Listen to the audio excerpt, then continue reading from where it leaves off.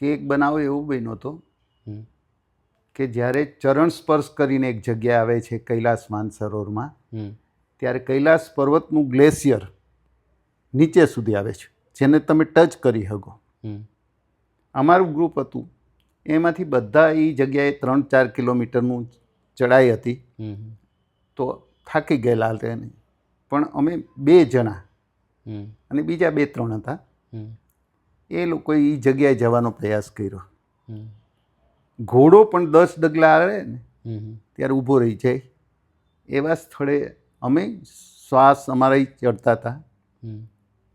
હવે જ્યારે ગ્લેશિયરના 500 મીટર દૂરથી દર્શન થયા ને, હમ.